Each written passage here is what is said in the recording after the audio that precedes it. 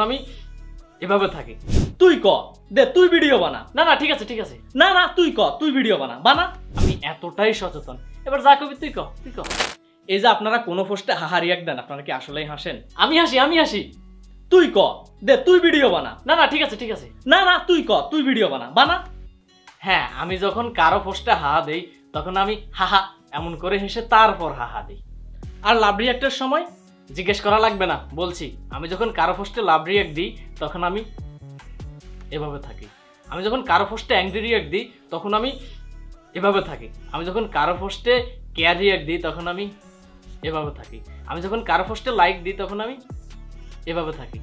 আমি চাই না আমার কোনো রিয়াক্ট কারোর কাছে ভুলভাবে যাক, আমি এতটাই সচেতন। এবার যা কবি তুই ক তুই ক। আচ্ছা, তুই যে এত সচেতনগিরি দেখাস, তুই রুমটা ঠিক মতো গোছাস না কেন? টয়লেট করার পর ঠিক মতো পানি ডালাস না কেন? আমার লাভ লস নেই, আমার লাইফটাই লস।